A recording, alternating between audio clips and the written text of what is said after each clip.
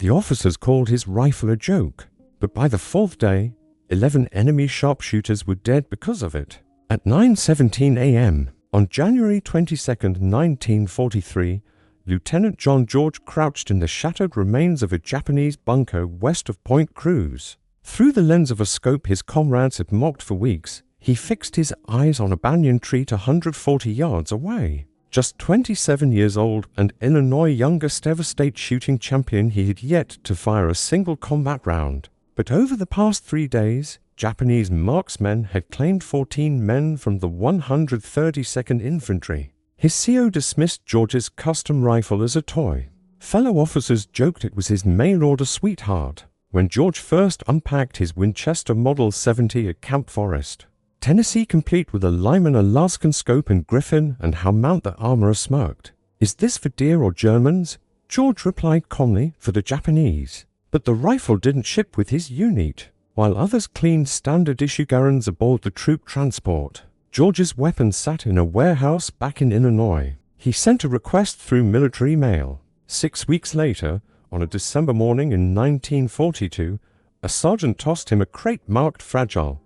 Inside was the rifle he'd saved 2 years' worth of National Guard wages to buy. It weighed 9 pounds, had the scope, and it tipped just over 10. Meanwhile, every other soldier lugged a 9.5-pound Garand with 0 magnification. George's bolt-action held 5 rounds. The Garand, 8, semi-auto. Captain Morris ordered him to ditch the sporting piece. George carried it anyway.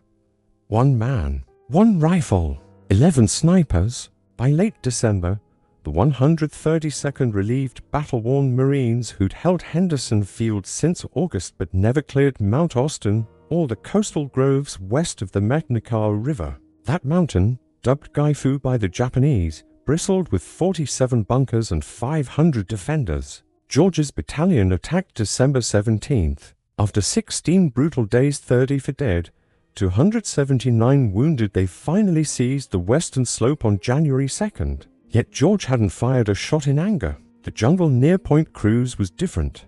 No fixed lines, just enemy holdouts camouflaged in colossal trees. Some snipers wielded scoped Arisaka Type 98s. They knew every vine, every shadow, and they were hunting Americans. On January 19th, Corporal Davis fell while refilling canteens. January 20th, to more from L Company. January 21st, 3 dead, including 1 shot through the neck from a tree patrol that had passed twice. That night, the battalion commander summoned George. "These snipers are killing us faster than disease," he said. "Can that fancy rifle actually hit anything?"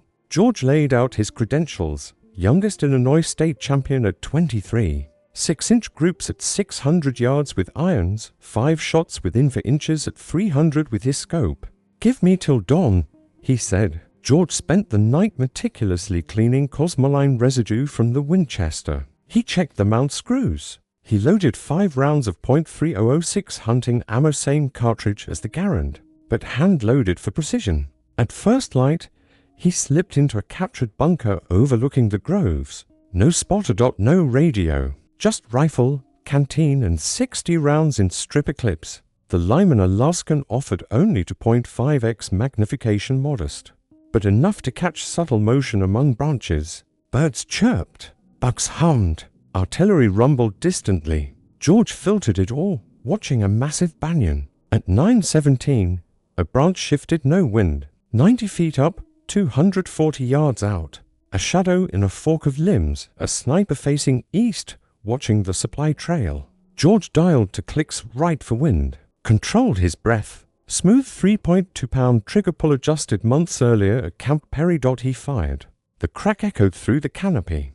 The sniper jerked, then plummeted 90 feet to the jungle floor. Japanese snipers worked in pairs, 1 shooter, 1 observer. George knew the spotter was close. He scanned neighboring trees slowly to .5x, forced patience. At 9:43, he found him 60 yards north, 50 feet high, descending fast. George led the movement, fired. The second man tumbled backward, rifle clattering ahead of him. 2 shots, 2 kills. Commer's target practice, except now the targets shot back. By 11:21, a bullet slammed into a sandbag 6 inches from George's head. Dirt sprayed his face. He rolled left, pressed against the bunker wall. The shot came from the southwest new direction. He waited 3 minutes, then crept back, scanning southwest. The shooter would have relocated, but dense foliage limited options. At 11:38, George spotted him, third tree in a cluster, 73 feet up. Same tree, new perch. A fatal error. Crosshairs settled. Shot fired. Silent fall. By noon, 5 snipers dead. Word spread. Mockers now begged to watch. George refused. Spectators attracted fire. The enemy adapted. Movement ceased by afternoon. George returned to HQ at 1600. Captain Morris's tone had changed. "Be back at dawn," he said. Rain hammered Guadalcanal on January 23rd. Visibility dropped below 100 yards. George waited. At 8:15 a.m., the rain eased. By 8:45, he could see. At 9:12, he spotted sniper number 6 to 190 yards out. Higher range, smarter placement. George adjusted, fired. Hit. Then unexpected. At 9:57, mortar rounds bracketed his position. First landed 40 yards short. Second, 20 short. Third would be on target. George snatched his rifle and sprinted north, diving into a shell crater just as the bunker vanished in smoke and debris. He repositioned near a fallen log 120 yards north. Clear sightlines, solid cover. By to 23 p.m., kill 7. At 3:41, kill 8. A sniper silhouetted 90 feet up as sunlight shifted. At 5 p.m., Morris sent a runner. George reported 8 kills, 12 rounds fired. Morris ordered him back at dawn on the 24th. That night, George did the math. 11 snipers total. 8 gone. 3 left, all seasoned survivors who now knew his rifle, his face, his habits. He loaded fresh rounds and sat awake in his tent. Rain returned at 4:15 a.m. By 5:30, it was torrential. Dawn ops delayed. George used the cover to shift south 70 yards from prior spots to a marine-used rock nest offering overlapping fields of fire. At 7:43, the drizzle lightened.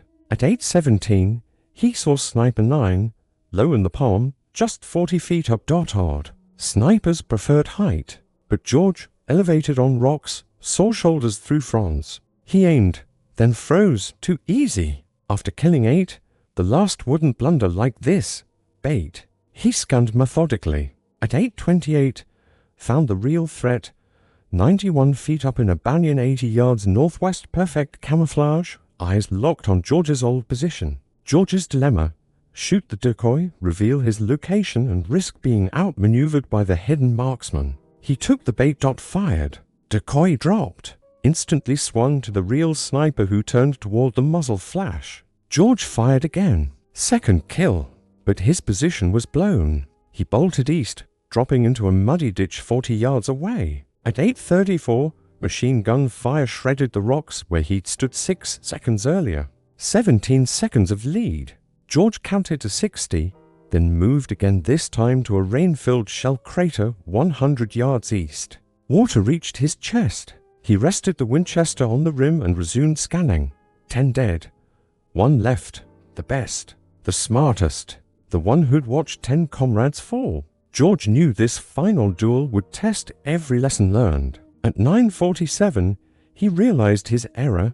The last sniper wasn't in the trees. He was on the ground, crawling parallel to the tree line, 60 yards south. At 9:52, the enemy halted 40 yards from George's last known spot. At 9:58, he resumed closing to 30, then 25 yards. He tracked George's escape route from the machine gun ambush. At 10:03, the sniper reached the rock nest and faced east toward where George should be. His back was exposed, but George hesitated. Too obvious.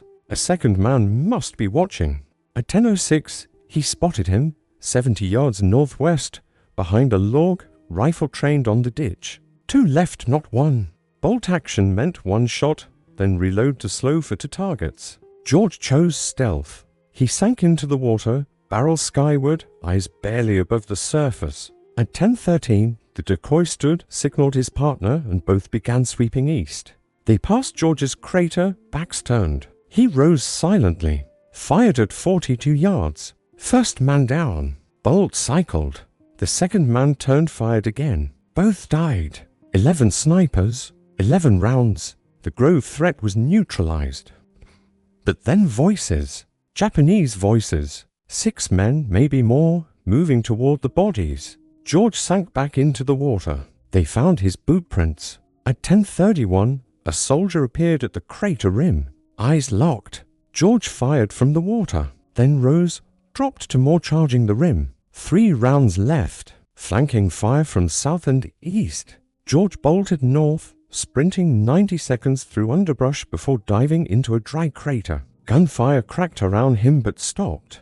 The enemy regrouped near their dead. At 10:47, George moved northeast low, deliberate. At 11:13, he reached the American lines. Captain Morris debriefed him, 11 snipers in for days. 12 rounds, 11 hits, plus 3 infantry kills. 2 rounds remaining.